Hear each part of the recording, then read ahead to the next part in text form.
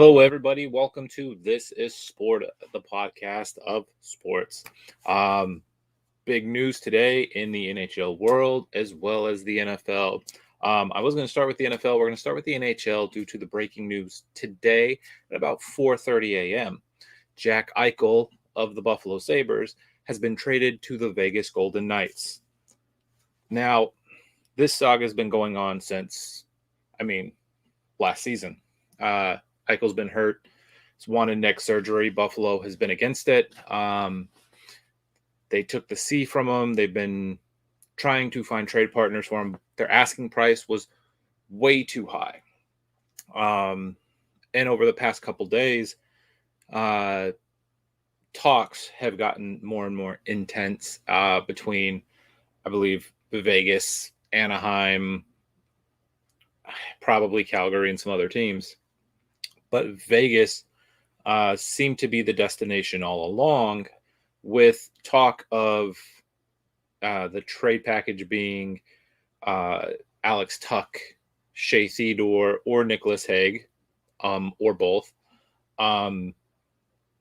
picks, and Peyton Krebs. It's a big haul for an a player who we don't know is going to play this season or ever again. The variables between the surgery and the rehab were just unknown. So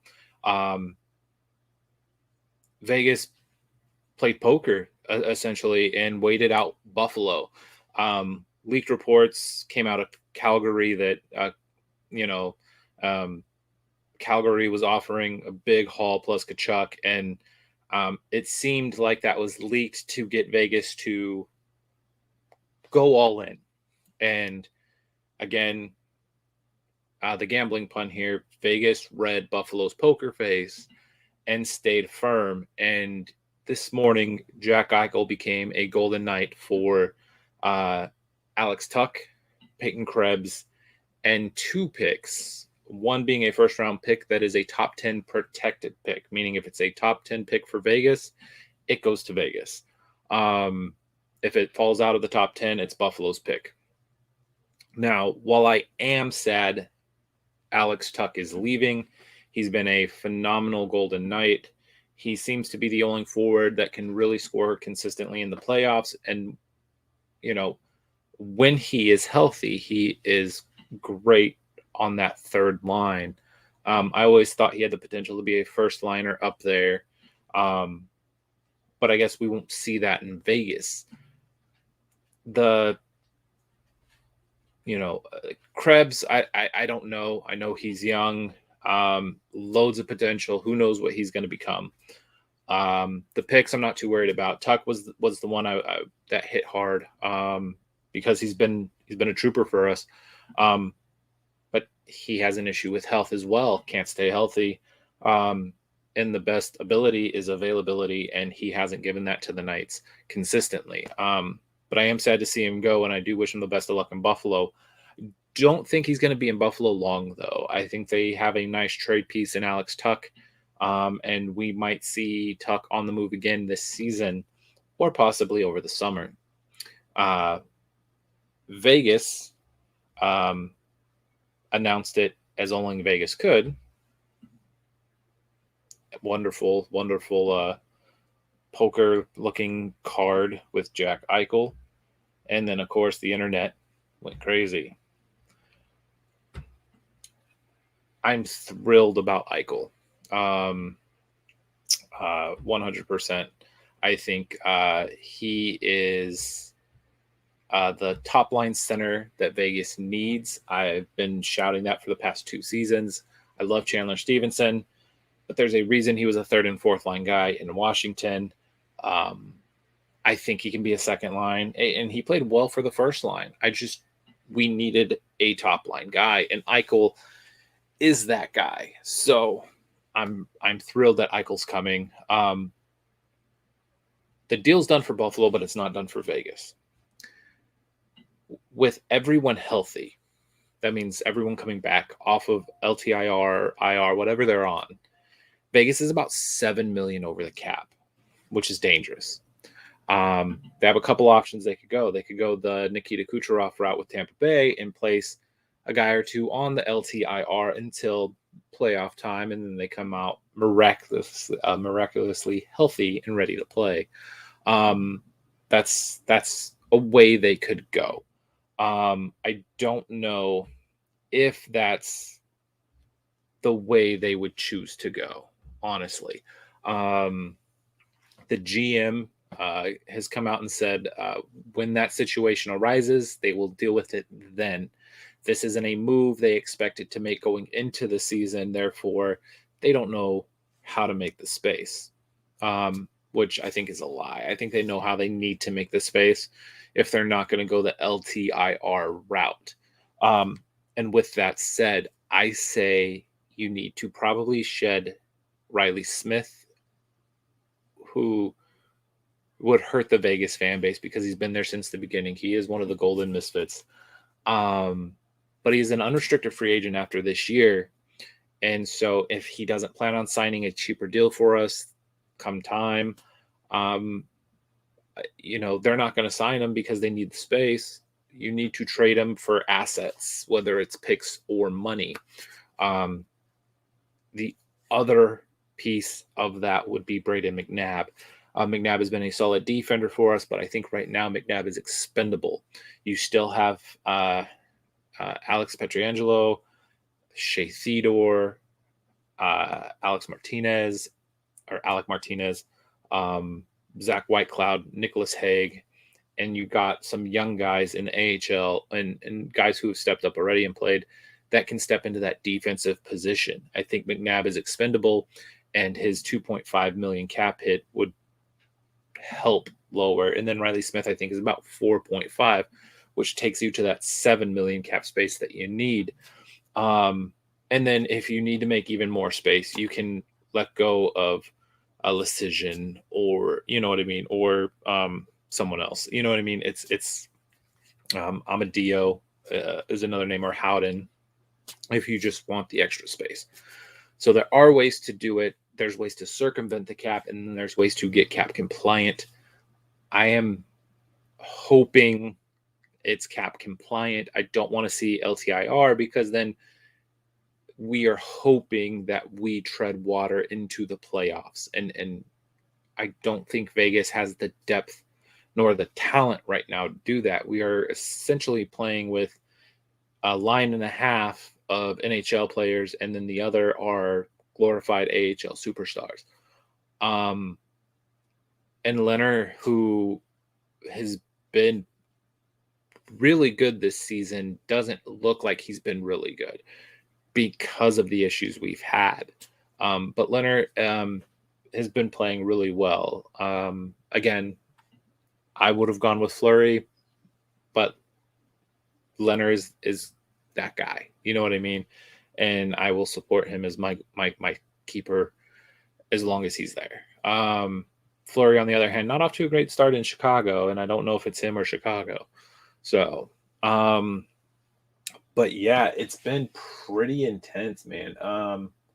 Vegas Twitter going off this morning, just super excited, and it's been a hell of a morning.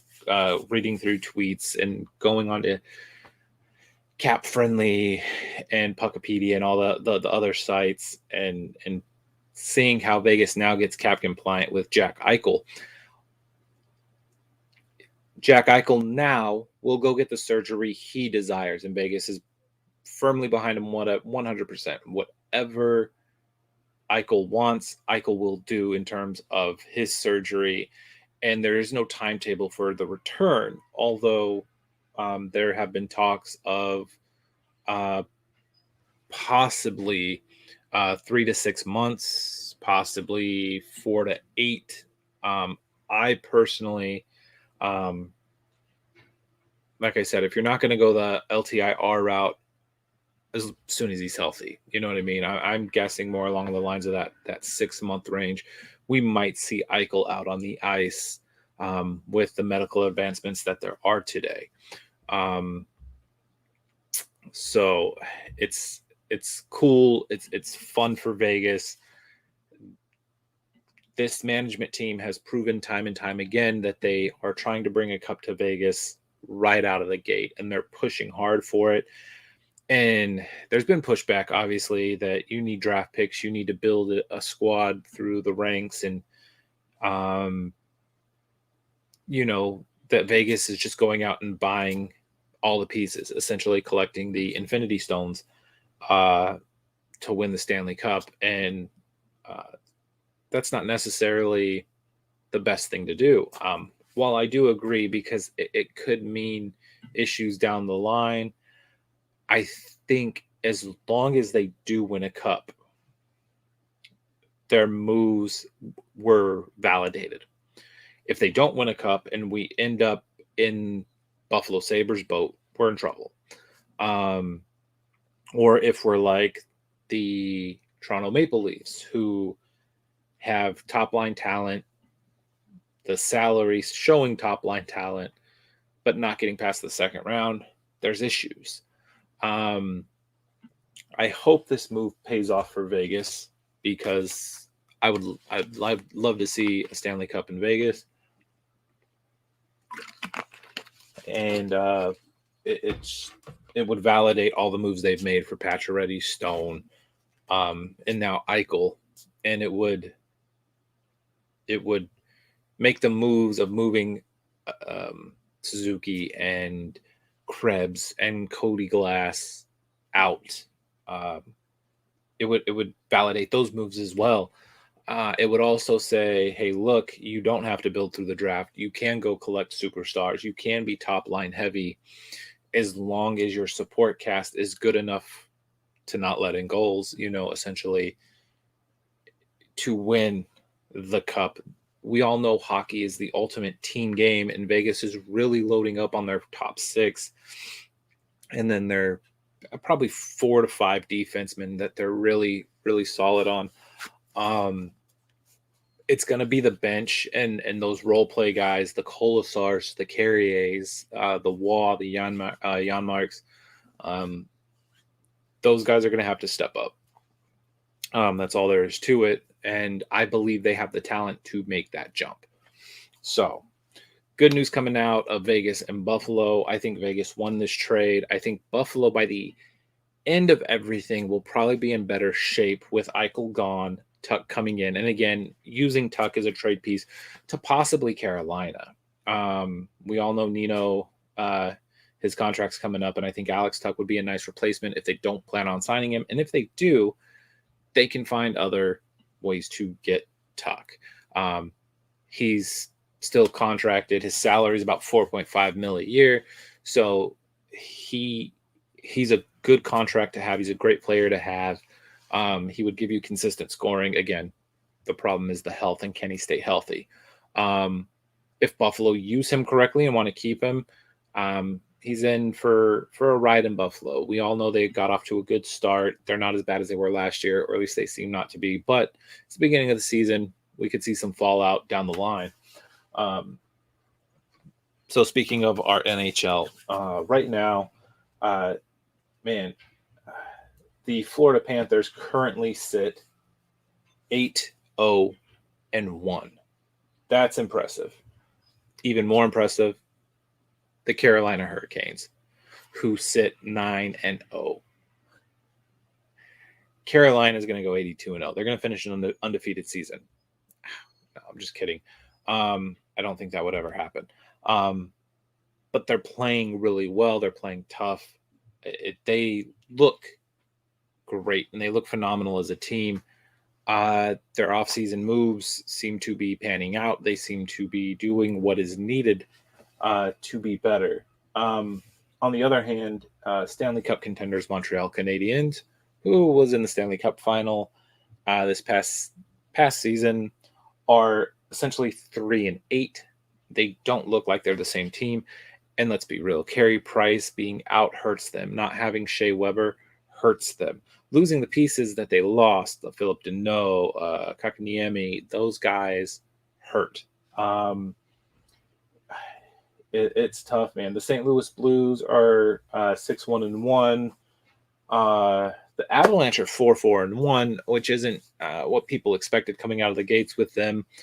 But they did lose Grubauer, and I think that hurts them a little bit. I think their defense needs to step up a little bit. Kale McCarr needs to show that Norris trophy nomination side again. In the so-called weak Pacific Division, I've called it weak because I didn't think there were too many teams out there. We do have some fights right now, man. Edmonton is 8-1, Calgary 6-1-2. The Sharks are playing really well at 6-3. The Ducks are 4-4-3, which, again, it's the beginning of the season. I don't want to get too excited, but the Ducks look good. They don't look great. They look good. They need to make some moves. Congratulations to Ryan Getzlaf for getting the all-time Ducks record for points. Highly deserved. It's been a wonderful career for you. I hope now you can probably retire happy. You got a Stanley Cup. You have some records. I think it's time for you to retire after this year. And the Golden Knights, who are 4-5, sit second bottom in the division. Only team worse than them right now is the Seattle Kraken at 3-6-1. Now that's to be expected. Seattle being a expansion franchise, we didn't expect the Vegas success with the Seattle Kraken, and those that did were out of their minds. Seattle went very defensive heavy in the draft, very low cap. Went out and signed Grubauer in free agency, which was good. He's been hot and cold kind of for the Kraken, but it all does come down to team chemistry. It comes down to playing together, and I think the Kraken will come together. They will play better. I just at this point I don't think they're a playoff team, but it's early. Brandon Tanev has played really well for them.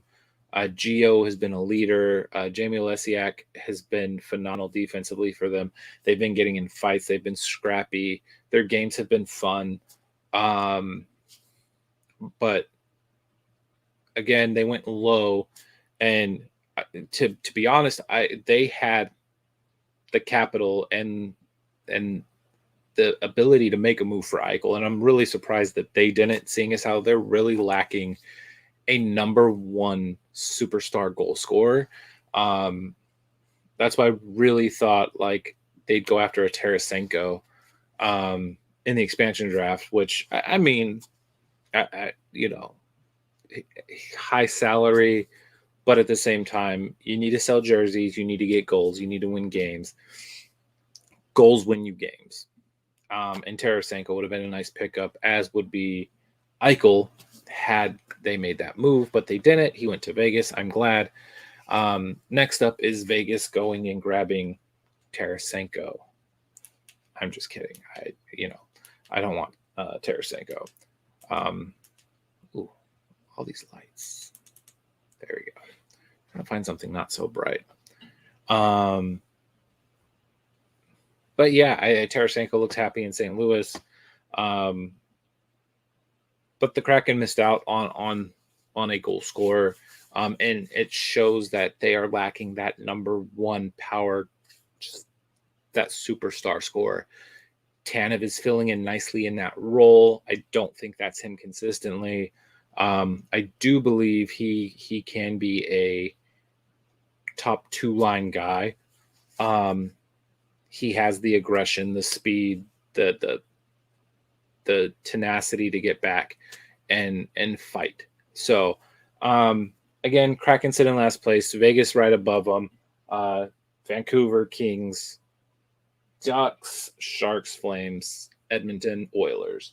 Now, again, early in the season, I still think Vegas will come out and make a playoff. But at this point, I honestly think Edmonton might get the Pacific Division title, and Vegas will be in a wild card position. So on to other trade news in other leagues. The Los Angeles Rams have acquired Von Miller. This happened a couple days ago and essentially gave up nothing. The Rams don't use draft picks. That's been proven since the Los Angeles era. This version of the Los Angeles era, And Von Miller, who is past his prime, but I still think has some good games left in him. I think he's going to be huge in this run. But now you got a defense with Aaron Donald, Floyd, Von Miller, Jalen Ramsey. I mean, it's a good defense. And the Rams are proving, like Vegas, they want to win now. Matt Stafford has played phenomenally in the offense, and he's in my quarterback rankings that we'll go over. But the Rams are in win now mode. They don't believe the draft picks are necessary. And again, they won't be if you bring a Super Bowl to this team. If you don't, then it was all for naught, and now you don't have picks going forward.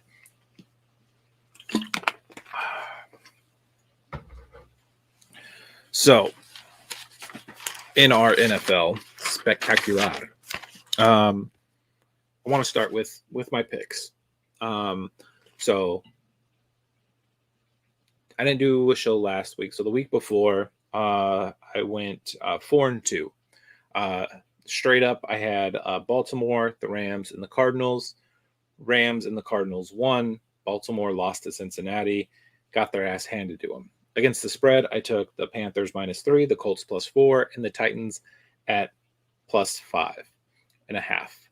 I won the Colts, and I won the Titans, and I lost the Panthers, who lost to the Giants. I'm betting on the Panthers right now. But that took me to 4-2. And then this past week, straight up, I took the Seahawks over the Jags, the Eagles over the Lions, and the Bills over the Dolphins. All three were wins. I think that was easy, honestly. Those three games straight up easy. Against the spread, I took the Packers, who were a +6.5, and they beat the Cardinals outright by 3. I took the Rams at 16.5 against the Lions, and I took the Lions at +16.5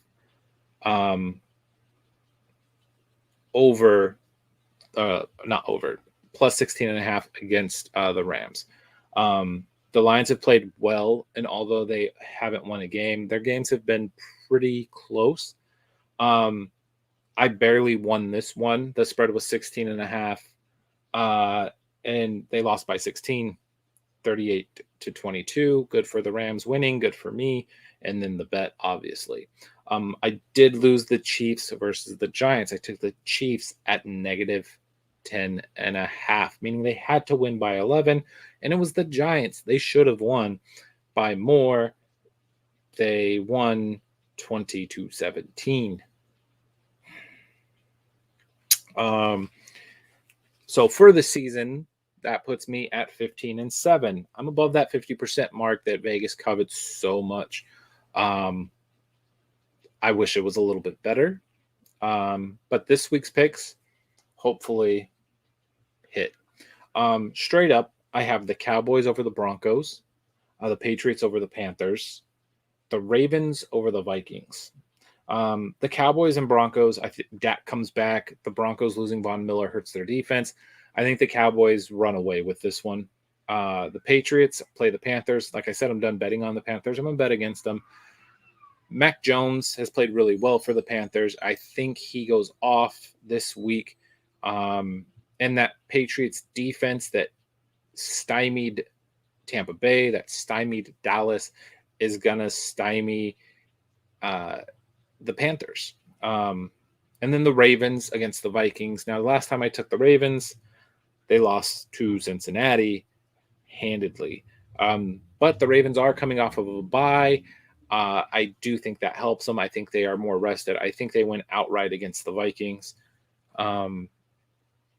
Against the spread, I have the Rams at -7.5 against the Titans. Now, that seems like a touchdown plus, but with no Derrick Henry, the Titans are going to have to rely on Ryan Tannehill, who is good, but that defense of the Rams is really good right now, and I don't think Tennessee has what it takes to keep up. I think Stafford goes off, has a big game. I have the Giants plus 2.5, meaning the Raiders have to win by 3 here. Henry Ruggs got arrested driving 156 miles an hour, causing a death in an accident. I don't think the Raiders' heads are going to be in the game with the whole Gruden situation and now Ruggs. They really do lack a receiver now. Derek Carr, his mindset isn't in the game. He's just saying, he came out and said, we need to love Ruggs right now. We need to help him through this time. But I think the Giants come out and win. I think they outright win, but I took them on the spread because if they do lose, I don't think it's going to be by much. The other one is a big spread. I took the Bills at minus 14.5. So 2 touchdowns plus, but they are playing the Jags. The Jags haven't played well this season. They got blown out against the Seahawks. They did beat Miami in London, but Miami's not playing well either. I do think the Bills come out and win this game. They played a horrible first half against Miami, but then they turned it on in the second half. I don't think they do that this time around. I think they go in, put points up on the Jags, and then put the boot to the throat and stomp and put them out of their misery. Some big games this week that we need to watch out for are Cleveland at Cincinnati. Cleveland is on the verge of self-destruction with OBJ, Baker Mayfield, drama, not making the playoffs. They're not playing well. And Cincinnati needs this win to further solidify where they stand in the AFC North. Atlanta at New Orleans, I think, is a big game. No Jameis Winston. He's done for the season, although his dumbass was dancing on crutches in the locker room after the win against Tampa Bay. This is big for both teams. New Orleans could be weakened. Atlanta could try to take advantage of that and try to move into a wild card position. And so New Orleans needs a win to kind of stay relevant in playoff talk. The other one is Green Bay at KC. Now, I had this down before the Aaron Rodgers COVID thing. For those that don't know, Aaron Rodgers has been diagnosed with COVID, will go into COVID protocol, and is done for at least this week and possibly next week against the Seattle Seahawks, which would be interesting because Russell Wilson plans on coming back that week. And I was really hoping to see Rodgers versus Russell. We may see Russell versus Love. And it's good for the Seahawks, who will be fighting for their playoff lives because they are 2 games below 500 currently in a very tough division. This could be good for Kansas City. Kansas City need a win. Unfortunately, their defense is awful. Mahomes is trying to do too much, and he's throwing interceptions right and left. He's turning the ball over, which is very not Mahomes-like. But this is a big game for both of them. I think the Packers need to win or would like to win without Rodgers. I think KC needs to win to stay relevant in their own division with the Chargers and the Raiders playing so well currently. But yeah, those are the big games this weekend in my mind. So I want to go now to my power rankings, and we haven't done this. We didn't do this last week. Number 5 is the Cards. I did knock them down a few pegs because they did take a loss to Green Bay, and Green Bay was missing 11 starters. Let's be honest. That's tough. But the Pack pulled through. Number 4 is the Bills. Now, I marked them at 4 because they did struggle against the Dolphins early. I do think that they did come back and play well, but they did move down. Number 3 is the Los Angeles Rams. Again, that comes off as bias, but they're playing phenomenal football right now, offensively and defensively. Matt Stafford is having an MVP-like year. People didn't know what he would be outside of Detroit. Everyone thought that he was not necessarily a bust, but just not that guy. And he's proving to be that guy in LA under Sean McVay's system, which says something a lot about Sean McVay, who has done phenomenal things since he's been hired by the Los Angeles Rams. Number 2, and I expect them to drop, are the Green Bay Packers. I think they're playing phenomenal football right now. The running game with Aaron Jones is great. Devontae Adams, Lazard are all capable players. Aaron Rodgers has been having a good year, not great, but really good. But I think that comes to an end, obviously, with him being put in COVID protocol. I don't think they have a great game this week. And honestly, I probably will drop them out of my top 5 coming up, and we'll see where Aaron Rodgers is going forward. And number 1, the Dallas Cowboys. The Dallas Cowboys have won games that they should have lost, and they win when they should lose, and they win without their quarterback, and they win defensive games, and they win offensive games, and they struggle, and they penalize themselves, and yet they still come out on top. That says something. Now, don't get me wrong, they were playing Minnesota, and Kirk Cousins in primetime is a joke, but they played without Dak Prescott. Okay, and Cooper Rush played really good, and they looked great, and they have been since that loss at Tampa Bay. Dallas, to me, right now is the top team, and again, these rankings will change as season goes on. Okay, into my quarterback rankings, I want to talk about guys who were just off the top 5 ranking for me. Josh Allen, who's playing really well. Buffalo's playing really well. Justin Herbert, again, playing really well, but just out of this top 5. And this top 5 it's not just all stats. It's everything combined. It's my personal opinion. Derek Carr, who has been playing great for the Las Vegas Raiders and keeping them afloat. And I think he's a big reason they are where they are right now. And Patrick Mahomes, who has thrown a lot of interceptions this year with touchdowns. He's got the yards. He's playing well, but he's doing too much. And I think that's hurting the Chiefs on top of not having a defense.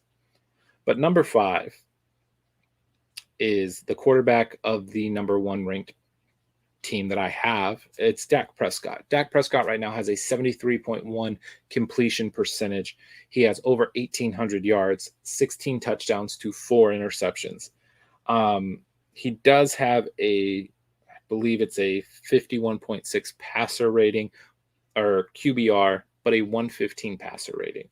So, depending on what metrics you follow, either he's really bad or really good. And I don't believe Dak Prescott is ever really bad.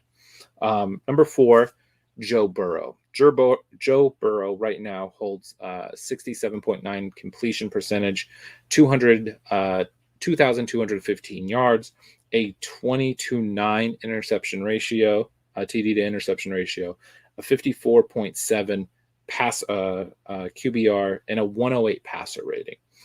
Joe Burrow is understated in what he's doing for Cincinnati, as is Jamar Chase. These guys have played really well. Cincinnati would be bottom of the barrel without those guys. Number 3, Kyler Murray. And Kyler Murray looks like he's injured. He may not play, so I expect him to probably drop off my top 5 soon. But he does have a 72.7 completion percentage, 2,276 yards, a 17-7 touchdown to INT ratio. I would like to see that step up a little bit in terms of touchdowns with all the firepower that they do have. That doesn't include his rushing touchdowns. A 63 QBR and a 110.4 passer rating. Number 2 used to be number 1, but now he's 2 after he struggled in the last game as well as the Giants game. Tom Brady. Tom Brady right now holds a 67.3 completion percentage, 2,650 yards, which is really good, considering he's had some bad games in a bye week, and he still leads the league in yards. A 25-5 touchdown to INT ratio, so 5-1, really good. Those numbers are probably the best we've seen in Brady in a long time. A 69.4 QBR and a 108.6 passer rating. Again, it's Tom Brady. He has weapons in Tampa. He was always going to be on this list as long as he plays well. But number one, Matt Stafford. Again, I said he's having an MVP year, and I firmly believe that. And I do believe he's that missing piece to this Los Angeles Rams Super Bowl puzzle. Stafford right now holds a 68.9 completion percentage, 2,477 yards, a 22-4 touchdown to interception ratio, a 77.6 QBR, which is the highest on this list, and a 118 passer rating, which is also the highest on this list. And you can say, well, it's the Rams and they're dinking and ducking. He throws for 9 yards per average attempt, meaning he's not dinking and dunking. He's throwing to Robert Woods and Cooper Kupp, who right now is probably the best receiver in the league, as well as, the running backs that they're using out of the backfield. With Cam Akers hurt, I can't understate their run game enough. Their run game has been great. This is a full team, this Rams team, and I firmly believe that they have what it takes to win the Super Bowl. Now, next week, I will have playoff rankings and where I think we're going to go halfway through the season. But I do believe that the Rams will be there when all is said and done. They will be a top 4 team at the end of the year. So,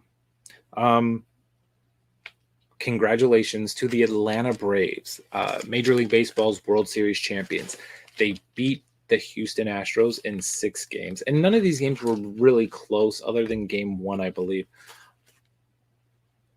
And I believe the Braves deserve it. I do believe that they got breaks in terms of injuries for other teams, but that's the way it goes. This is sports. I'm not going to put an asterisk next to their championship because Kershaw was out or Lance McCullers was out. The Braves deserved this title. They played hard. They put runs on the board. They pitched when they needed to pitch. And again, baseball's not my sport. I don't like watching it. I don't think I watched one game of the World Series this year. It didn't interest me. Congratulations to the Atlanta Braves. Glad baseball season's over. 162 game plus. It's a little extra.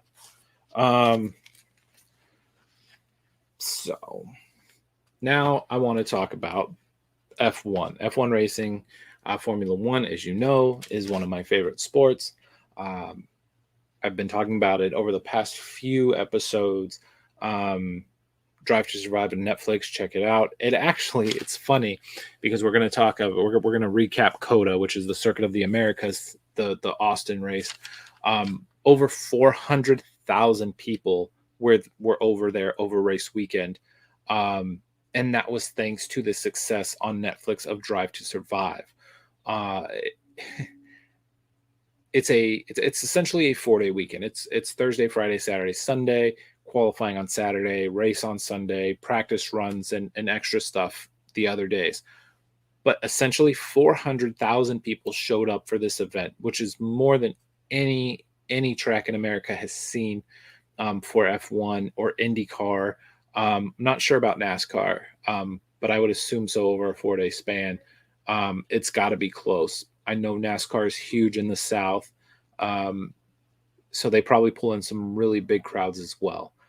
But the Circuit of the Americas recent race in Austin was fantastic. It was a great race, great strategy by the winners, Red Bull Racing and Max Verstappen and his partner who got third place, Sergio Perez. I don't know why I said Sergio Perez. He's the golfer. Yeah. Sergio Garcia is the golfer. Sergio Perez is the race car driver. Yeah.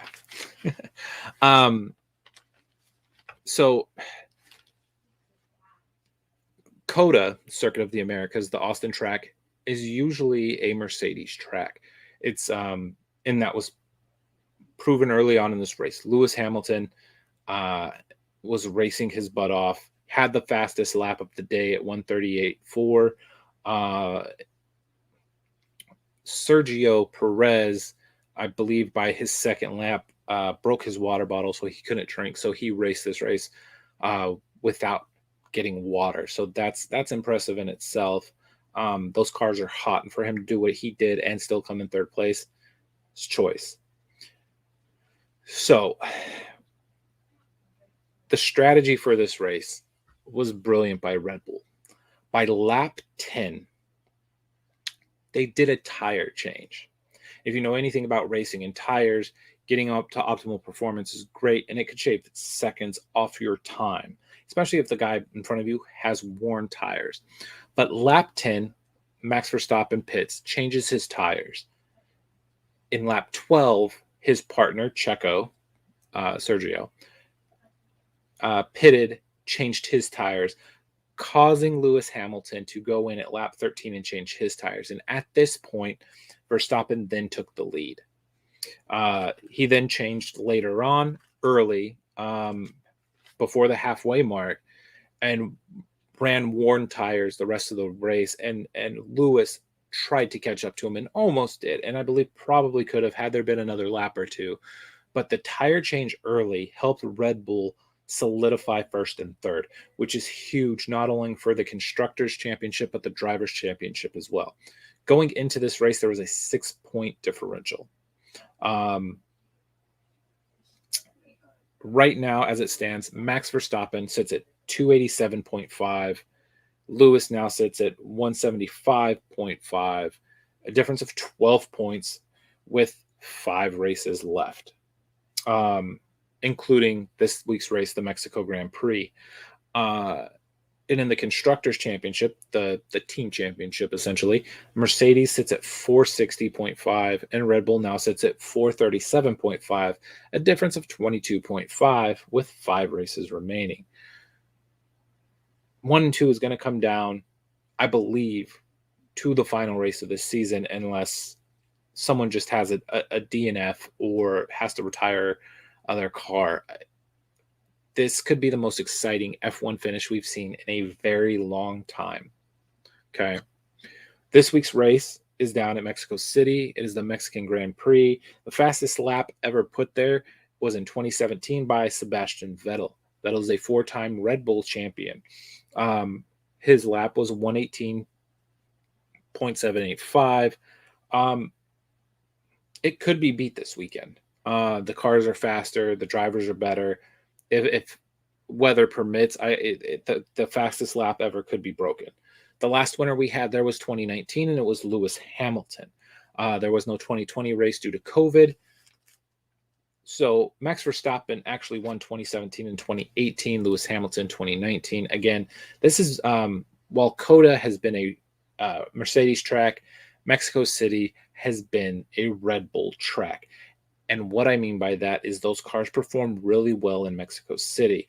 And now they have the driver in Max Verstappen and his wingman, Sergio Perez, who is of Mexican descent and having the time of his life in his home country right now. And they are going insane. Check out the Instagram photos. If you look at the Mexico circuit, we have a nice big straightaway right up there, right? Again, I think Mercedes straight line speed, no one compares, right? Red Bull's close, but this is where Mercedes is going to have to make their time. You know what I mean? It's going to be down here in these little curved straights where Red Bull makes their moves, and Red Bull either gains time or gains on the opponent that they're chasing. If you see the DRS detection zones, we got 2 of them. I believe they're a second and a half. If you're a second and a half behind your opponent, your DRS will enable, and you could possibly get an extra 15 to 20 miles an hour coming up, which is huge coming into Sector 2. You know what I mean? Because you're coming out of it at that point, and you're going there. And if your DRS is good, you can overtake in 10 or 11 and shoot it to 12. And then at 14, there's another DRS zone, which is going to be ripe for overtaking at 16 and 17 and going onto that straight into turn 1 again. I am going to call Max Verstappen the winner this week. And I think the top three are going to be the same as last week. I do think it's going to be Hamilton and Checo Perez coming in at second and third. Verstappen taking the points and adding to his lead, and Red Bull gaining on Mercedes in terms of the Constructors' Championship. This race is huge, I think, in terms for Red Bull, because it is, like I said, this is a Red Bull owned track for a long, not owned, but Red Bull track where they've succeeded for a very long time. This is the race that can ultimately not decide, but could be the turning point. I think if Max Verstappen wins this race, he wins the title, barring major car failure. If Checo can come in second or third with Max winning, I also believe Red Bull can make a move on Mercedes to win the Constructors' Championship, which Mercedes has dominated, and rightfully so. Their cars are amazing, and their drivers are A+. Now they're losing Valtteri Bottas at the end of the year. I believe he's going to Alfa Romeo or Aston Martin. He's going to one of those. And George Russell's moving up from Williams Racing to Mercedes. Williams is kind of like their junior team in F1. It's kind of like the JV car, kind of like AlphaTauri is to Red Bull. They are both F1 cars, but AlphaTauri is basically a JV squad with Pierre Gasly and Yuki Tsunoda. It is a developmental squad. I believe these drivers go and drive for AlphaTauri, and once good enough, they move into the Red Bull team. So we will see movement, obviously, coming up in the next season. But this season has been great. If you ever get a chance, go back, watch some of the races. Watch last week's race at Circuit of the Americas and the strategy behind the race, the tire changes and everything. The battles that went on other than first place between Fernando Alonso and I can't think of the driver right now. I want to say Sebastian Vettel, McLaren and Ferrari guys, Ricardo Norris, Sainz, and Leclerc were going at it. It was fun to watch, not just for the winners, but for the whole race. And again, if you get a chance, watch Netflix F1 Drive to Survive. It's a drama kind of thing. It's reality, as they say. Interestingly enough, Max Verstappen has said he won't be taking part in the next part of Drive to Survive because he doesn't like force-fed drama. So it kind of came out that maybe it's not truly realistic and that they're adding spice to this show. Doesn't matter. It's still cool. I'll still watch it. So again, this podcast has been pre-recorded. I hope you all enjoyed it. Again, really thrilled about Vegas and the Eichel move. Really thrilled about Von Miller and the Rams move. Vegas will struggle to get cap compliant, as will the Rams eventually. But we will see in the future where this goes. In terms of soccer, there's not much to say. I am a Manchester United fan. We did have a tough time in the Champions League against Atalanta. Ronaldo came to our rescue again, scoring 2 goals and capturing at least a point for us in the Champions League standings. With that said, Ole Gunnar Solskjaer needs to get out as a manager. I don't think he's the guy. I don't think he's the guy to take us over the top. United have too much talent to be wallowing where they're at right now and to be struggling against Atalanta. They handled Tottenham, which was great. Smart by Ole because he got Nuno sacked. And they brought in Antonio Conte, which is bad for Manchester United because Conte was linked with Manchester United should Ole Gunnar Solskjaer be sacked. Now, I'm getting ahead of myself here, but Conte signed an 18-month contract. So 6 months plus another year.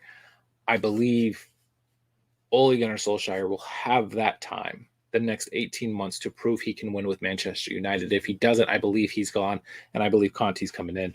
Unless they can get a guy like Mauricio Pochettino or Pep Guardiola or a Jurgen Klopp to take the position. Again, I don't think they're going to kick Ole out for a no-name. It has to be someone of stature, and it has to be someone that will command respect in the locker room. Again, United is too talented to be wallowing in the table where they're at. They should be constantly fighting for a Premier League title. They should be contending for the FA Cup. They should be contending and winning the League Cup, and they should be contending year after year for the Champions League. And under Ole Gunnar Solskjaer, we have fallen short. Yes, there will be players to blame. Players have to play the game. One of those players being Paul Pogba, who has been extremely inconsistent at his time with United. When he is on, but he has never regained that Juventus form since he came back to United. Other players that I'd like to see gone, Fred and Nemanja Matic. Fred, to me, seems to be a waste in the midfield, especially when he's paired with McTominay. Those two don't mix well together. It's the whole Lampard, Gerrard, England midfield again. You can't have those guys paired together. And Matic, while has moments of brilliance, he is more of a liability due to his lack of speed to keep up with any midfielder these days. I'd move on from him. I would move on from Fred. I would look to move on from McTominay as well. I like the kid. He's big. He's strong. He has loads of potential. I just don't think he's going to reach it under Manchester United. Edison Cavani at 34 years old. I'm assuming we'll be looking to move on from Manchester United after this year, if not at the transfer deadline, due to lack of playing time, which is sad because Cavani, I think, could be an integral striker near the end of the season should we be contending for silverware. Marcus Rashford right now isn't at the top of his game. His head seems to be elsewhere. And not saying that's necessarily a bad thing. The things he's doing for his community are phenomenal, and the things he's doing for England are great, but you are a football player when it comes down to it, and you do have to perform. Mason Greenwood has taken a step back, hasn't been the same Mason Greenwood we saw at the end of last year and at the beginning of this year. Bruno Fernandes is still trying to find his footing with Cristiano Ronaldo there, and Cristiano Ronaldo is still Cristiano Ronaldo. Anyone who doubts this man needs to be hung, tarred, and feathered. This man is insane at 36 years old, doing the things he's doing, is in phenomenal shape, and guess what? He is having twins. So he is still an all-around guy, the stamina like no other. I love Cristiano Ronaldo. Loved him when he was in Manchester United before. Loved him at Real Madrid. Loved him at Juventus. I'm glad he's back with us at Manchester United. He belongs here. He's a Red Devil through and through. And I really hope we get a chance to lift the Premier League title or Champions League or both with him here. Other than that, I got nothing else for you guys. Champions League over the past couple days, Europa today and tomorrow. Check it out. Again, F1's phenomenal. Check out the Mexico City Grand Prix this week if you get a chance. It will be on normal, I think, ESPN or ABC. And again, watch out for the Golden Knights making their move and the moves that they have to do to now get cap compliant. We didn't discuss any basketball. There's nothing really big going on other than the Lakers, who I said could be either very good or be a disaster. And the other night they showed very good when all three of their stars in Davis, Westbrook, and LeBron showed up and showed out. They looked amazing. I don't think that's going to be the norm, but with them and Carmelo Anthony, we could be looking at a very solid playoff run if these guys stay healthy. So until next time, guys, have a great day. Have a great weekend. Remember, this has been pre-recorded. If I don't see any of your comments, I will look later. Comment, like, subscribe, put in anything you'd like to see us talk about. If you wanted to join the show, let us know. We'll be more than happy to get you on. You guys have a great day. Enjoy your weekend. Enjoy sports. This is Sporta.